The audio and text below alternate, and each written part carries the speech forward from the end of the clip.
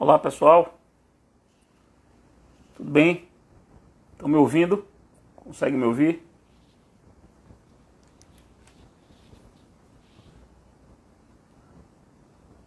Fred, Guerra, o pessoal está me ouvindo bem? Esse joinha é porque sim, né? Massa, beleza, beleza. Vamos aguardar um minuto aí, enquanto o pessoal está entrando. Opa! Enquanto o pessoal está entrando, para a gente começar. Luiz Gabriel, meu caro, tá na área. Entrando aí. Ver se eu conheço a galera.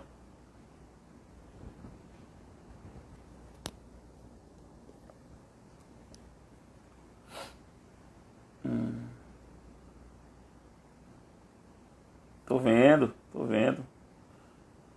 Assista, é uma boa. É um bom programa para uma manhã de feriado. Se é que isso faz muita diferença nesses tempos, né?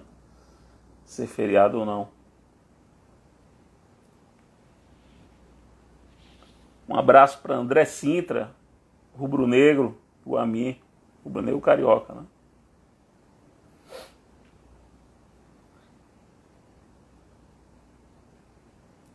Vamos lá, mais um pouquinho aí para a gente começar. O tema da aula de hoje vai ser fontes da norma jurídica processual, tal como está aí fixado no comentário que eu coloquei.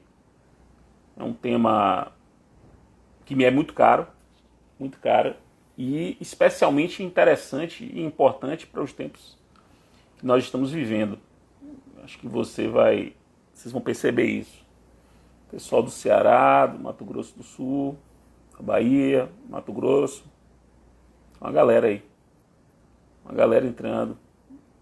Maceió, cidade muito querida, gosto bastante. Rio Grande do Sul, uma galera entrando aí. Piauí, Goiás, Paraná, será que bate aí hoje os 27 estados da federação? Minas Gerais, Santa Catarina, Pernambuco, Mato Grosso já tinha falado, Brasília, Rio Grande do Norte, Baiana, minha cara. É isso, Espírito Santo. É isso. Muita gente, eu vou falando aí ó, à medida que a aula vai avançando, começar um pouco, né? Vejam, meus caros, o tema de hoje é um tema dos mais importantes, pelo menos na minha visão, que é o tema sobre as fontes das normas jurídicas processuais. Percebam que se você quer estudar processo, portanto quer estudar o direito processual, você precisa saber de onde o direito processual emana. Porque se você entende que, todo mundo entende que direito é um conjunto de normas jurídicas, isso numa definição bem singela, se o direito é um conjunto de normas jurídicas, é preciso saber de onde essas normas jurídicas vêm. Então, se o direito processual é um conjunto de normas jurídicas, é preciso saber de onde essas normas jurídicas processuais emanam, de onde elas vêm. Por isso que é um tema fundamental. Quem quer compreender direito processual tem de saber de onde o direito processual vem. Muitos estados aí, o pessoal se manifestando, Paraná, Espírito Santo, aqui da Bahia. Maravilha, vai ser uma live nacional. Esse tema das fontes do direito processual é um tema que vem sendo objeto das minhas preocupações aqui no meu grupo de pesquisa na Federal da Bahia já há muito tempo. Eu já venho, não só eu mesmo estudando, como desenvolvendo estudos com os meus orientandos sobre esse assunto há bastante tempo. E para começar a apresentar a tipologia das normas, ou tipologia das fontes das normas processuais, que eu entendo a mais adequada, eu queria estabelecer com vocês, para quem estiver assistindo e anotando, 3 premissas. São 3 premissas do meu raciocínio que me parecem importantes para que vocês possam compreender aonde eu quero chegar. Cíntia, minha querida, colega da UFBA, professora da UFBA, juíza federal, professora de processo civil, está aqui me assistindo, o que aumenta bastante a minha responsabilidade. Veja, são 3 premissas. A primeira premissa é uma premissa bem clichê, bem óbvia, mas que é importante, que vocês têm que deixar claro ou ficar com isso claro na mente, de que uma coisa é norma jurídica, outra coisa é texto jurídico. O texto normativo não se confunde com a norma jurídica. O texto normativo é aquilo que nós interpretamos e da nossa interpretação de um texto normativo se produz a norma. A norma é o sentido que a gente dá ao texto.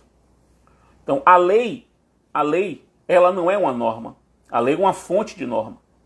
Ao interpretar a lei, ao interpretar os textos legais, deles nós extraímos normas jurídicas. Então, norma é o resultado da interpretação e não o objeto da interpretação.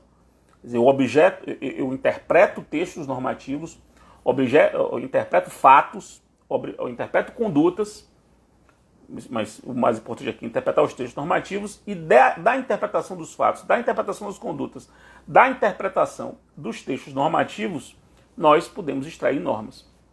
Então, texto é uma coisa, norma jurídica é outra. A segunda premissa é a de que o direito processual ele é resultado de uma pluralidade de fontes. Isso é muito importante, é a segunda premissa. Há diversas fontes do direito processual que se combinam, cada qual com o seu espaço de normatividade, compreendendo o espaço de normatividade como o espaço dentro do qual aquela norma atua. Quer dizer, nem todas as fontes de norma processual podem produzir qualquer norma processual. Há normas processuais que somente podem ser produzidas por essa ou por aquela fonte. Mas o certo é que há uma pluralidade de fontes da norma processual, fontes essas que se combinam, cada qual com seu espaço de normatividade, e que juntas, harmonicamente, né, é preciso interpretar as fontes harmonicamente, produzem o direito processual civil no Brasil. Então essa é a segunda premissa, a pluralidade de fontes. E a terceira premissa, que me parece também muito importante para compreender o sistema das fontes do direito processual, é o artigo 926 do CPC. Porque o artigo 926 do CPC, que embora esteja no CPC, é fonte de norma geral, de norma aplicável a todo ordenamento jurídico brasileiro, portanto é fonte daquilo que a gente chama de sobredireito, porque é um direito que regula as outras partes do direito positivo. Então o artigo 926, ele impõe aos tribunais o chamado dever de integridade. E uma das dimensões do dever de integridade, do dever de, ao aplicar o direito, ao compreender e aplicar o direito, permanecer íntegro, respeitar a integridade do direito, uma das dimensões da integridade do direito é exatamente a necessidade de você observar a pluralidade de fontes do direito e harmonizá-las. É você compreender que a fonte do direito processual não é apenas o CPC, por exemplo. É você integrar, daí a integridade, é você integrar o CPC com outras fontes, como os regimentos, como os tratados internacionais, como a Constituição. Ou seja, é você estabelecer um diálogo harmônico entre as diversas fontes do direito. Então, respeitar a integridade é também observar, porque não é só isso, é também observar a pluralidade de fontes e a necessidade de combiná-las, de harmonizá-las, de colocá-las em contato e em diálogo. Isso é muito importante para quando a gente estuda direito processual. Eu já disse isso e digo isso muitas vezes. Disse isso muitas vezes nas aulas e em algumas palestras que eu faço, que o sujeito que quer saber direito processual, ele não pode saber só o CPC. Pode ser uma lição clichê, uma lição óbvia, Mas é muito importante. Saber direito processual é saber compreender as diversas fontes de onde emana o direito processual, o espaço de normatividade de cada uma delas, qual o papel que cada uma delas assume no ordenamento. Pois bem, estabelecidas essas três premissas para a teoria das fontes do direito processual, eu já posso antecipar o seguinte. Eu entendo que há 10 fontes do direito processual no Brasil. 10. É muito importante porque, de um modo geral, os livros de processo não trabalham dessa forma. De um modo geral, eles têm uma perspectiva mais singela da quantidade de fontes do direito processual, o que me parece um equívoco, que eu vou tentar demonstrar agora. Só que quando eu dou essa aula, e agora que eu estou dando uma aula para tanta gente que está assistindo, eu gosto de fazer uma brincadeira. Que, na verdade, quando a gente vai estudar esse assunto, a gente tem que partir da premissa de que há 10 fontes do direito processual mais uma. 10 mais uma. Por que 10 mais uma? Vocês vão entender por quê. Porque há uma 11ª aí, que não é bem uma fonte do direito processual, e a gente vai ver aqui hoje, não é bem uma fonte do direito processual, mas ela tem que ser estudada no conjunto das fontes, porque ela ajuda a compreender, ela também é um lugar de onde você pode tirar elementos para compreender o direito processual. Por isso que eu fico brincando de 10 mais uma. 10 mais uma. Então vamos começar com as 10 que são efetivamente fontes do direito processual, porque delas emanam normas de direito processual, e depois vamos para essa mais uma, que vai ser o trecho final da minha aula. Pois bem, vamos começar. Vamos começar pelas mais simples e vamos avançando para as mais complexas. A mais simples é, evidentemente, a Constituição. A Constituição é uma fonte de normas processuais, isso é evidente, isso é indiscutível, isso é óbvio. E é uma fonte importante porque ela produz direitos fundamentais processuais, portanto, ela produz as normas, boa parte das normas fundamentais do direito processual brasileiro decorre da Constituição, devido ao processo legal, contraditório, juiz natural, motivação,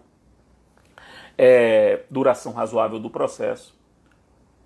Todas são normas fundamentais do direito processual brasileiro que emanam da Constituição. Mas da Constituição também emanam normas importantes sobre competência jurisdicional. Então, por exemplo, toda a competência das grandes justiças, o grande corte constitucional que cria as 5 justiças brasileiras, a Justiça Estadual, a Justiça Federal, a Militar, a Eleitoral e a Trabalhista, esse grande corte é feito pela Constituição. Portanto, as normas principais sobre competência das justiças são normas constitucionais. Então vocês devem perceber que há normas constitucionais processuais muito importantes, sejam os direitos fundamentais processuais, sejam as normas relativas à competência. Além disso, as normas constitucionais elas servem de base de validade para todas as outras, né?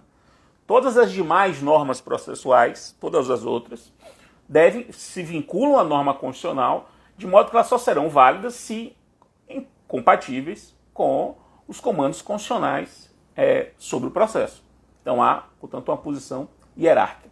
E um ponto importante também, que precisa ser dito, é que vocês não devem achar que a Constituição, quando prevê normas processuais, ela só prevê princípios. Existem princípios e existem regras processuais constitucionais. A proibição de prova ilícita está na Constituição e é uma regra. A motivação está na Constituição e é uma regra.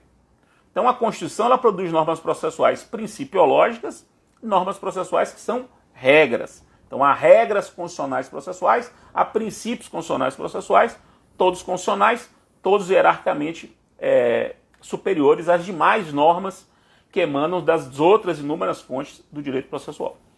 Então isso é óbvio. Agora vamos para a segunda fonte, que também é muito simples. A segunda fonte é a lei federal. A lei federal pode produzir normas processuais, isso também é muito simples de ser compreendido, basta ver o CPC, que é uma lei federal e que produz normas processuais. Isso decorre de uma previsão da Constituição, que é o artigo 22, inciso 1 da Constituição, que diz que compete à União legislar sobre direito processual. Portanto, as leis federais produzem normas processuais federais, têm aptidão para produzir normas processuais federais. Isso é muito fácil de ser compreendido, não precisa de maiores considerações. Fica o registro de uma das 10. Olha quem está aqui, Pablo Stose, assistindo, meu amigo. Beijo grande, viu? Beijo grande, que honra, que honra. Que honra estar você aqui. Fiquei até emocionado, vou até gaguejar. Eu falo de você estar aqui. Beijo, meu querido. A terceira fonte das normas processuais, que não é muito lembrada, mas é muito importante, são os tratados internacionais. Tratados internacionais podem produzir normas processuais. Tratados internacionais podem produzir normas processuais. Basta para vocês perceberem que estudou processo penal, mais até do que processo civil, embora pudesse se estudar também processo civil, tem que estudar a Convenção Americana de Direitos Humanos, que tem uma boa parte de normas processuais. Existe um tratado internacional de Nova York que regula a pensão de alimentos, a ação de alimentos entre pessoas que estão em países diversos. É um tratado internacional que regula a competência, como é que se processa. Então há diversos tratados internacionais. O Mercosul, o Protocolo de Las Lenhas, regula a cooperação judiciária entre os países do Mercosul. O Tratado de Roma produz normas processuais para a União Europeia. Então você tem uma série de audiência de custódia, como o Luiz Gabriel aqui previu, que vem de tratado internacional. A proibição de prisão de depositário infiel é uma proibição que veio de tratado internacional, inclusive derrogando o CPC de 73, que previu a prisão de depositário infiel como uma medida. Inclusive a própria Constituição brasileira admite essa possibilidade, mas como esse tratado foi incorporado como norma constitucional, acabou suplantando. Então, os tratados cumprem um muito importante papel como fonte de norma processual, embora isso não seja muito trabalhado nos livros de processo. Então, esse é um ponto muito importante. A quarta fonte do direito processual são as medidas provisórias. E aí, pode surgir... Saulo Matos está aí? Meu amigo, aquele abraço, viu? Estou vendo você aí. Prazer em revê-lo. As medidas provisórias. As medidas provisórias, elas podem estranhar, porque se vocês forem ler a Constituição, e todo mundo conhece essa regra, lá no artigo 62, parágrafo 1º da Constituição, se diz que não é possível medida provisória em matéria processual. Está dito na Constituição. Então, se não é possível medida provisória em matéria processual, por que Fred está se referindo à medida provisória aqui nesse momento? Aqui é importante vocês perceberem o seguinte. Vanessinha, beijo, minha querida. Aqui é importante vocês perceberem o seguinte. A medida provisória, ela não é admitida em direito, com conteúdo de direito processual, somente a partir de 2001. Até 2001, medida provisória poderia veicular matéria processual. E aí aconteceu um fenômeno curioso. As medidas provisórias editadas até 2001, até agosto de 2001, elas continuam em vigor até que o parlamento se manifeste sobre elas. É como se em setembro de 2001 o Congresso Nacional zerasse, ele zerou a numeração das medidas provisórias naquele momento. As medidas provisórias até então, elas permaneceriam em vigor até ulterior manifestação pelo Congresso Nacional. E o que aconteceu? Há medidas provisórias anteriores a setembro de 2001 que envolvem matéria processual. Há uma, inclusive, muito importante, que é a medida provisória 2180-35 de 2001. 2180-35 de 2001.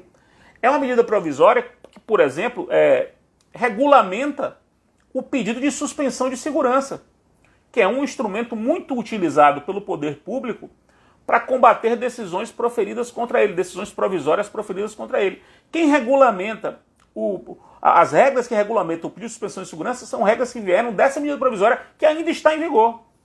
Então ainda há medidas provisórias em vigor em matéria processual, como essa que eu dei, 2180-35, que mudou a lei que cuida das cautelares contra o poder público. A lei 8437 é a lei de 1992, depois eu me lembro o número e mando para vocês. É a lei de 92 que, no artigo 4º, regulamenta o pedido de suspensão de segurança pelo poder público, e esse regulamento veio da medida provisória 2180-35, como Pedrinho Alencar pediu para eu dar um exemplo, eis o exemplo. Agora vamos para a quinta fonte do direito processual. Essa muito polêmica, certamente muitos de vocês não vão. Ó quem está aí, Iranzinho, meu querido. Beijo, que bom você estar aqui. 2180-35, a medida provisória. Aí vocês vão ver nessa medida provisória várias mudanças, vários aspectos de direito processual. Essa medida provisória é interessante porque ela gerou um livro. Tem um livro de Cássio Scarpinella Bueno, chamado Poder Público em Juízo, um livro muito conhecido daquela época, que era um livro para comentar essa medida provisória. Porque essa medida provisória estabelecia uma série de regras. Sobre o poder público em juízo. Multa, meu querido. Pô, muita gente importante aqui, já vi Pedro Nogueira aqui entrando, muito processualista conhecidíssimo. Assim vocês me deixam nervoso. Não façam muitas perguntas para não expor. Para não expor meu desconhecimento público. Hoje, 6 da tarde, eu terei uma outra live com Adriano Caldeira, professor da Universidade Mackenzie, no perfil dele, para falar sobre processo e ciência, direito processual e ciência. Essa hoje aqui é no meu perfil de agora e é sobre fonte da norma processual. Vamos lá.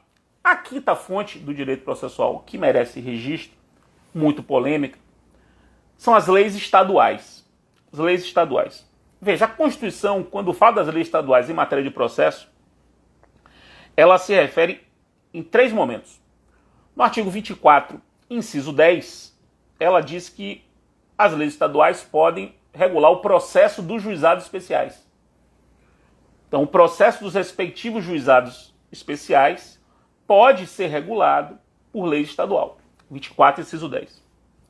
No artigo 24, inciso 11, o Constituinte diz que a lei estadual pode legislar sobre procedimento em matéria processual. Não fala em processo, fala em procedimento em matéria processual. O que é isso? Em que medida procedimento se difere de processo? Daqui a pouco eu falo. E a terceira previsão é no artigo 125, parágrafo 2º, quando cuida dos tribunais de justiça, e que a Constituição diz que leis estaduais regularão o processo de controle concentrado de constitucionalidade nos estados. Então, a ADIM nos estados, que é uma ADIM contra a lei municipal, por exemplo, pode ter o seu procedimento regulado por lei estadual. Então, imagine que um bloco normativo sobre processo de jurisdição constitucional concentrada no plano estadual pode ser integralmente regulado por lei estadual. Então, das 3 previsões, 2 dão amplos poderes à lei estadual. Lei estadual pode regular o processo da jurisdição constitucional concentrada, o processo dos juizados especiais, então amplos poderes aqui, dos respectivos juizados especiais, e aí vem o terceiro. O terceiro, a Adonis também está aqui? Parece que a Adonis está aqui também. O terceiro, Canadá presente. Pô, tem gente do Canadá, que beleza. Já a terceira, que é a do inciso 11 do 24, que fala em procedimentos em matéria processual, essa é a mais complicada. Porque, de um modo geral, o que as pessoas fazem?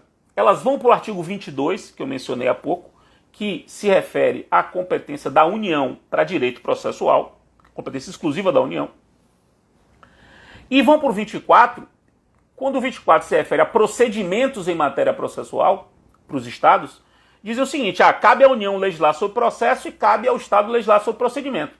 É isso que as pessoas dizem. E aí cabe a você saber a diferença de processo e procedimento. E as tentativas para distinguir processo e procedimento são, no meu modo de ver, todas elas falhas. Todas elas falham. Todas elas partem de um pressuposto de que processo se distingue de procedimento. Porque se parte do pressuposto de que procedimento é só a arrumação dos atos. Processo seria essa arrumação dos atos, essa organização dos atos, animado pela existência de contraditório. Como se pudesse haver procedimento sem contraditório. Como se pudesse haver no Brasil algum tipo de organização de atos para exercício do poder, que é o procedimento, que essa organização não tivesse contraditório, portanto não fosse processo. Para quem pensa assim, processo é uma espécie de procedimento com contraditório. E quando a Constituição se refere só a procedimento, seria um tipo de... seria só para regrar sobre determinados aspectos da organização dos atos. Essa visão me parece uma visão antiga sobre o processo, uma visão pré-Constituição de 88. Porque a Constituição de 88 ela deixou claro que também o processo administrativo tem que ter contraditório. Porque rigorosamente não há processo no Brasil, portanto não há exercício de poder, não há método de exercício de poder no Brasil que possa ser exercido sem contraditório. Não há. Não há. Então, quando a Constituição se refere à competência dos Estados e se refere a procedimento, ela permanece nesse ponto com uma distinção que ela mesma, a Constituição, já não adota mais, porque no artigo 5º, quando fala dos direitos fundamentais, ela diz que o procedimento, o processo administrativo também tem que ter contraditório. Essa ideia de que havia procedimento e havia processo era uma ideia pré-88 para justificar o processo administrativo. Porque até 88 o processo administrativo, e lembre-se que vivíamos numa ditadura, o processo administrativo ele não tinha as mesmas garantias do processo jurisdicional. Não tinha contraditório, não se falava em devido processo legal administrativo naquela época. Com a Constituição isso acabou. Então com a Constituição, do meu modo de ver, não há mais por que você fazer essa distinção. Todo processo é procedimento e todo procedimento é processo. Processo e procedimento são sinônimos. E aí vem a pergunta, qual é o papel dos Estados, então, em legislar sobre processo?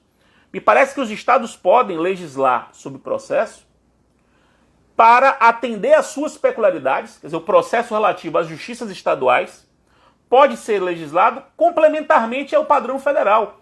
A União estabelece as normas gerais, o CPC estabelece as normas, o padrão geral do processo brasileiro, assim como outras leis podem estabelecer, e as leis estaduais podem completar. Por exemplo, lei estadual pode regular a cooperação judiciária entre os juízes estaduais. A cooperação judiciária tem o seu padrão previsto no CPC. Lei estadual pode regulamentar isso. Lei estadual pode criar hipóteses de intervenção de entes públicos estaduais no processo. Assim como tem lei federal que regula a intervenção de entes públicos federais no processo, lei estadual pode regular a intervenção de entes públicos estaduais no respectivo processo. É como se você pegasse a Lei Federal 9469, Lei Federal 9469 de 97, que é uma lei que regula a intervenção de entes públicos federais em juízo, 9469 de 97, e pudesse criar uma lei estadual nesse sentido. Evidentemente paralela, né? Simétrica, aplicada ao respectivo ente estadual. E sem falar nas leis estaduais que podem disciplinar, conforme eu disse, os processos de controle concentrado no âmbito estadual. Conforme eu disse. Aqui eu recomendo a leitura, meus caros, do livro da professora Paula Sarno Braga, professora da UFLA, me orientando, a tese de doutorado dela, que é uma tese que explica isso, normas de processo e normas de procedimento, a definição da competência estadual em matéria processual. Ela aborda isso longamente. É uma tese publicada pela editora Juspodium, uma tese muito importante, já muito referida, e que desenvolveu essas ideias muito bem. Da banca de Paula estavam Gilmar Mendes e Teori Zavascki, o finado Teori Zavascki, ambos ministros do Supremo, que ficaram muito impressionados com essa argumentação de Paula. Então eu recomendo vivamente. Queria dizer que tudo isso que eu estou falando aqui está no capítulo 2 do volume 1 do meu curso, que é o volume de capa vermelha, que é o capítulo que cuida da norma processual e tem um item dedicado às fontes da norma processual. É esse item que eu estou aqui com vocês, conversando agora com vocês. Está tudo desenvolvido lá. Esses exemplos todos estão lá. Na verdade, eu estou aqui resumindo o que eu apresentei nesse capítulo, nesse projeto da editora Juspod, que é o projeto de estudo com o autor, né? Então o autor vai explicando o que escreveu e guiando a leitura, no caso a leitura aqui minha, do capítulo 2 do volume 1 do meu curso, aquele de capa vermelha. Pois bem, vamos agora à sexta fonte de norma processual. Os precedentes. Até me perguntaram, Gustavo Lamego, Gustavo, meu querido, aquele abraço, meu ex-orientando também. Gustavo me perguntou, professor, os precedentes também são fonte de norma processual? Evidentemente. Evidentemente, sim. Não há dúvida. O que não faltam são precedentes em matéria processual. Vocês que estudam processo, veem o tempo todo precedentes obrigatórios do STJ e do Supremo em matéria processual. Ignorar o papel dos precedentes como fonte de norma, hoje, é cometer um auto-engano. Isso é um erro que eu particularmente reputo um erro muito grave. Muito grave. Então, qualquer teoria das fontes, hoje, teoria das fontes para o nosso direito positivo, qualquer teoria das fontes para o nosso direito positivo, deve conter os precedentes como fonte de norma processual, e isso é hoje pouco mais do que evidente. E aqui faço uma homenagem ao meu amigo Marinoni, que gosta dessa expressão um pouco mais do que evidente. Repetindo aqui, Priscilinha, minha querida, você que está aqui, repetindo o livro de Paula, Norma de Processo e Norma de Procedimento. É o nome do livro de Paula, Norma de Processo e Norma de Procedimento. O livro de Paula Sarno, publicado pela editora Juspodium. Pois bem, a sétima fonte de norma processual, também é uma fonte hoje muito difundida, são os negócios processuais. Eu já fiz até uma live sobre isso com o professor Cabral, tem muita coisa escrita sobre isso. Acho que todos vocês hoje já concordam. Os negócios processuais produzem normas processuais. São normas processuais convencionais. E hoje cumprem um papel importantíssimo, tendo em vista a abertura do sistema. A negociação processual, prevista no artigo 190, conforme a gente já viu aqui numa live passada, todas as lives estão no YouTube, viu? No canal da editora. E essa minha live também fica 24 horas no Stories. Muita gente pergunta, fica aí o registro. Pois bem, os negócios processuais, portanto, são fontes de norma processual. A peculiaridade é que são fontes de norma processual produzida pelas partes, produzida pelos sujeitos. Então, são normas que se originam da autonomia da vontade. E elas cumprem o espaço de negociação, elas podem regular dentro dos espaços de negociação que o direito permite. Nós temos, ora, regras que limitam, como é o caso do foro de eleição, que só pode dizer respeito à competência territorial, mas tem regras de negociação muito amplas, como a do 190, que abre o sistema completamente para a negociação. Então não há como se falar hoje em negociação, em fonte de normas processuais, não há como se falar sem colocarmos os negócios processuais como uma dessas fontes, na lista aqui que eu estou dizendo, como sétima fonte das normas processuais. Luciano Souto, meu querido, aquele abraço forte para você. A oitava fonte é uma fonte muito importante, muito polêmica, que são as resoluções administrativas. As resoluções emanadas de entidades administrativas, o que parece uma coisa estranha. Professor, como é que uma autoridade administrativa pode produzir normas processuais? Pode. Há espaço para isso. Basta pensar o que nós estamos vivendo agora. Os prazos processuais em todo o território brasileiro foram suspensos por meio de uma resolução do CNJ. Então, ignorar o papel das resoluções do CNJ e algumas resoluções de tribunais na normatização do processo no Brasil é um equívoco. É claro que as resoluções elas têm um espaço de normatividade menor. Elas dizem respeito elas normatizam o processo naquilo que diz respeito à administração judiciária e que interfere também na política judiciária. Mas há um espaço. Vejam, meus caros, você tem resolução do CNJ regulando o plantão judiciário. E ao regular plantão judiciário, você regula a competência, o que o juiz pode e o que não pode fazer durante o plantão. Se pode ou não pode haver um ato executivo durante o plantão. Se pode ou não pode haver uma liminar durante o plantão. Isso não é norma processual? Claro que é. E é produto de resoluções do CNJ. Então é muito importante estudar hoje uma espécie de direito processual das resoluções. Muito importante. E o CNJ, cujo poder normativo já foi confirmado pelo Supremo, o CNJ está levando isso em consideração. Muito. Tem resoluções muito importantes. O próprio CPC remete a resoluções do CNJ, como normas de complementação do CPC. Complementação do cadastro de peritos, por exemplo, complementação do sistema de precedentes. Tudo isso, complementação do procedimento para apuração de demora irrazoável pelo juiz. Tudo isso compõe o sistema do direito processual brasileiro e não pode ser ignorado. E eu não vejo as pessoas dando muita bola para isso. Quer dizer, as pessoas na prática dão bola, porque todo mundo na prática observa as resoluções do CNJ, que tem uma efetividade como norma muito grande. Mas quando os estudiosos vão tratar do direito processual, não tratam do assunto. Não tratam, ignoram esse assunto. Isso me parece muito importante. Pois bem, chegamos à nona fonte do direito processual. A nona fonte do direito processual, e aqui meu amigo Beron lembra, a audiência de custódia. A audiência de custódia veio de norma administrativa. Muito bem lembrado, Beron. A nona fonte é o regimento interno dos tribunais. Aqui, a própria Constituição diz, no artigo 96, inciso 1, letra A, 96, inciso 1, letra A, a própria Constituição diz que cabe aos regimentos internos, cabe aos tribunais disciplinar sua atuação pelo seu regimento interno.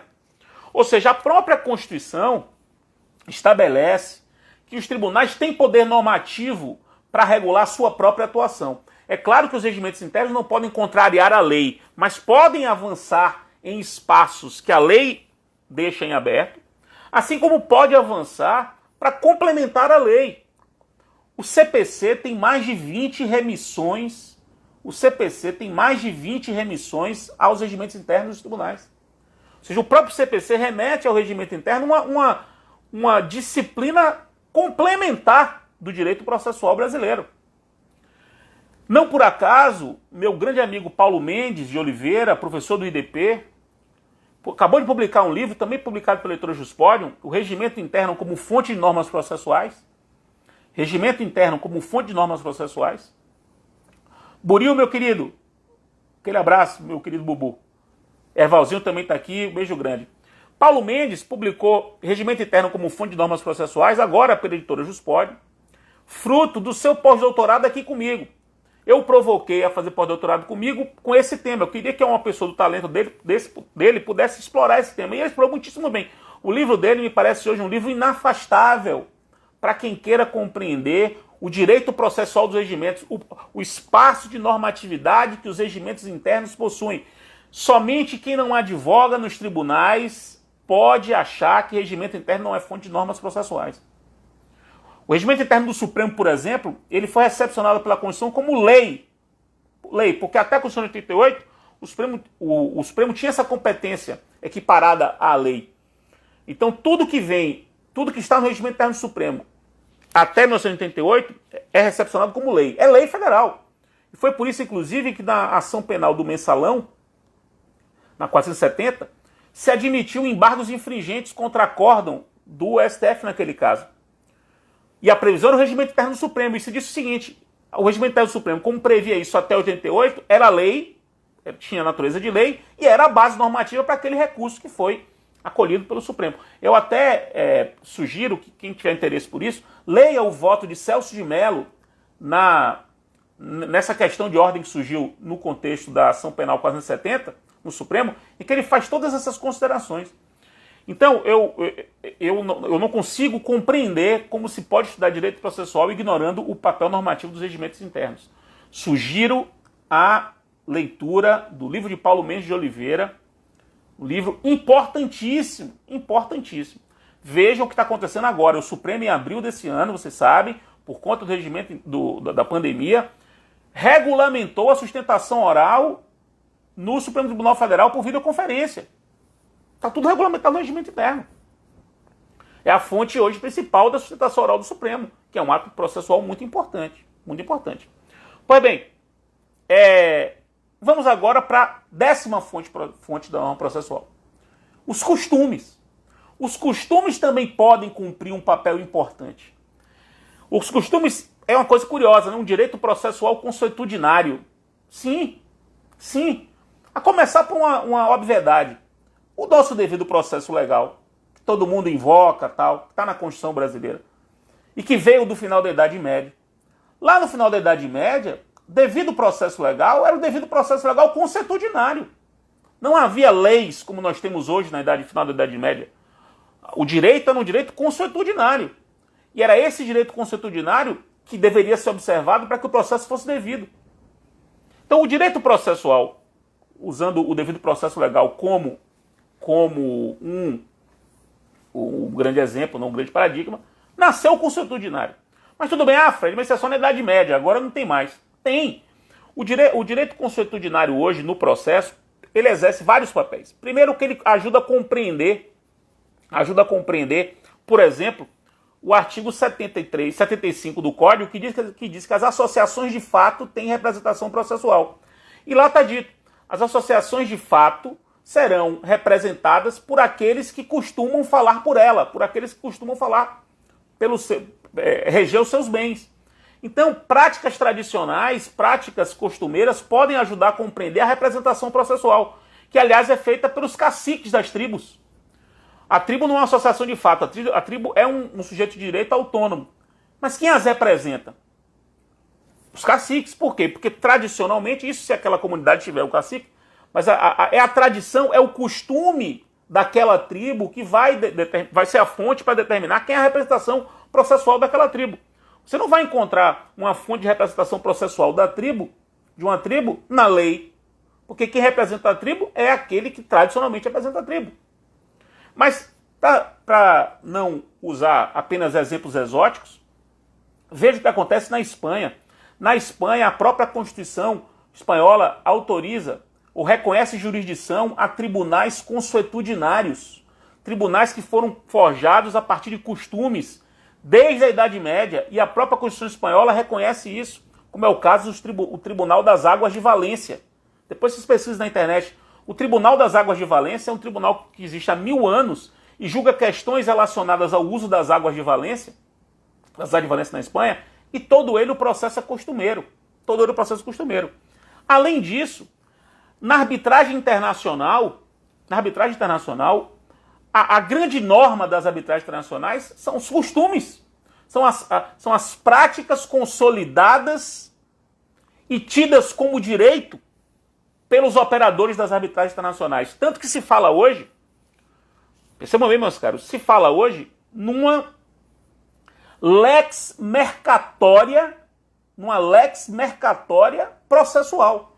Lex mercatória, você sabe, que é um conjunto de regras costumeiras que regulam o comércio tradicionais. Hoje se fala numa lex mercatória processual. Por quê? Porque há determinados costumes nas práticas internacionais de arbitragem que são já tidas como fontes. Então é muito importante. Aqui eu recomendo a leitura do livro sobre normas processuais consuetudinárias. Existe um livro sobre isso, de Marcos Seixas Souza, professor baiano também, foi meu orientando no doutorado. E aquilo que eu disse para vocês, o meu grupo de pesquisa vem pesquisando bastante sobre isso. Eu vou escolhendo os orientandos que conseguem produzir, avançar nos temas, e Marcos, que é um grande historiador do processo, do direito de modo geral e do processo de modo particular, topou essa parada e fez um livro tão importante, mas tão importante, percebam bem, meus caros, que no ano passado, tanto no auge do CPC, no ano passado esse livro ganhou o prêmio Calmon de Passos de melhor livro escrito por processualista brasileiro com menos de 40 anos. Do ano passado, quem ganhou foi esse livro de Marcos Seixas Souza, Normas Processuais Consuetudinárias, publicado pela editora Juspoli. E para terminar, portanto, apresentadas as 10 fontes da norma processual, né, eu disse no início da aula que haveria 10 fontes mais uma. Essa mais uma não é propriamente uma fonte do direito processual, mas é muito importante estudá-la no quadro das fontes do direito processual. Falo aqui do soft law. Soft law. O que é o soft law? Ou um direito soft, né? Um direito soft. Soft law é um termo que vem sendo utilizado, muito difundido, para referir, meus caros, a determinados documentos escritos por organizações respeitadas, entidades públicas ou privadas respeitadas. Documentos esses que consagram diretrizes interpretativas tidas como boas práticas, recomendadas, sugeridas. E a consolidação dessas sugestões, dessas diretrizes, dessas recomendações por entidades que possuem alto grau de respeitabilidade, entidades que são tidas como referência, a consolidação desses guias, verdadeiros guias, tem assumido um papel muito importante no direito processual. Essas diretrizes têm conteúdo normativo, mas não normativo jurídico, porque nem toda norma é jurídica. Pense nas normas religiosas, normas morais não são jurídicas. Normativos no sentido de serem prescritivos, prescrevem condutas tidas como corretas, tidas como adequadas. Você não tem como obrigá-la as pessoas a seguir, mas essas prescrições, porque vêm de entidades, de associações, de organismos muito respeitados, acabam tendo uma força coercitiva muito grande.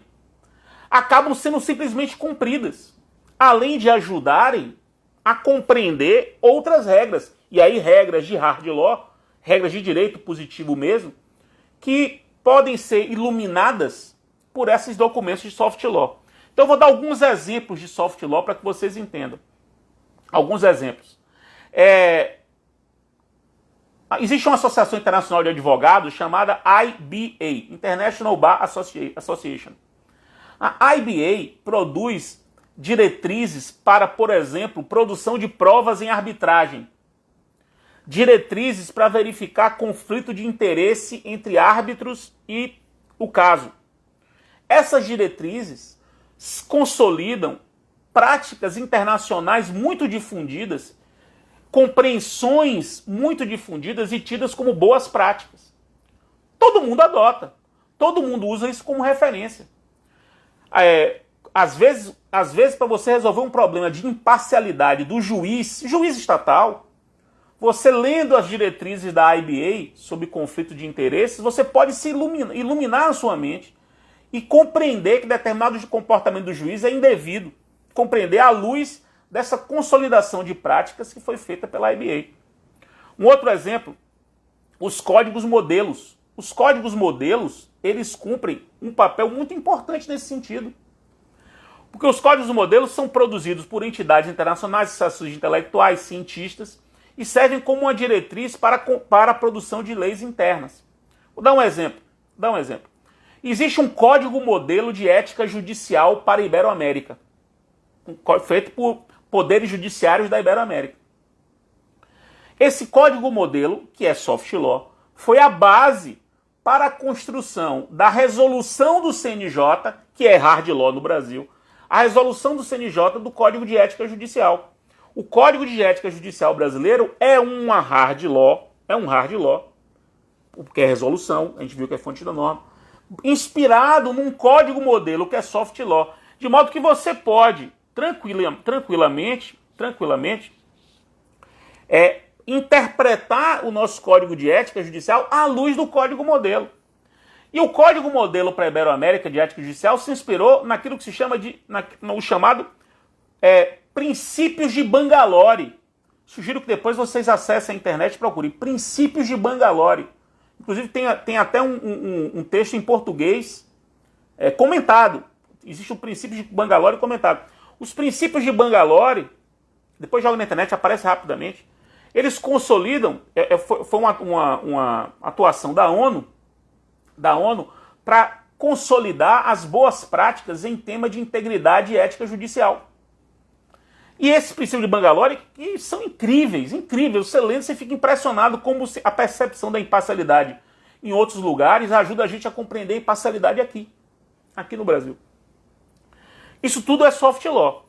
Agora, eu dei vários exemplos de soft law internacional. E, de fato, o direito internacional é o direito em que a ideia de soft law mais se desenvolveu.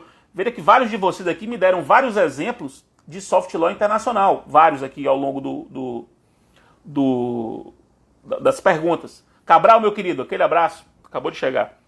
Mas há um exemplo de soft law processual no Brasil muito importante, que são as recomendações do CNJ. Não são as resoluções, são as recomendações do CNJ. As recomendações do CNJ cumprem um importantíssimo papel de soft law no Brasil. Veja que foi recomendação do CNJ que regulamentou, que recomendou, né, práticas como registro de união estável em cartório. Foi recomendação do CNJ que estimulou a cooperação judiciária no Brasil por ato concertado. Recomendação 38/2011 do CNJ. Então, como é que você hoje vai estudar direito processual ignorando esse fenômeno curiosíssimo que é o fenômeno do soft law para o processo? E veja que há também uma zona cinzenta interessante, que é até que a partir de que momento o que era soft law vira hard law porque virou costume. Tem isso também. Às vezes o soft law, ele é tão forte, ele tem um ethos tão forte, que chega um determinado momento que ele, de tão adotado, de tão seguido, de tão compreendido como algo correto, algo bom, vira costume. E aí vira hard law. Vira lex mercatória processual, para usar essa metáfora hoje muito difundida. Então, percebam como hoje compreender o direito processual exige ter essa visão mais global, né? Mais panorâmica da coisa. Você não pode achar, não dá para você compreender, não dá para você fazer direito processual sem transitar por essas diversas fontes, estabelecendo os limites e as áreas de atuação de cada uma delas. É claro que o CNJ não pode fazer tudo por resolução, é claro que o tribunal não pode fazer tudo por regimento interno, é claro que você não pode admitir costume para qualquer coisa, enfim, é claro que cada fonte tem as suas limitações, isso é óbvio. E cabe agora ao processualista, cabe ao operador, cabe ao estudioso encontrar essas limitações, encontrar esses limites, né? Essas zonas de contato. Isso que é muito importante. Isso que é muito importante.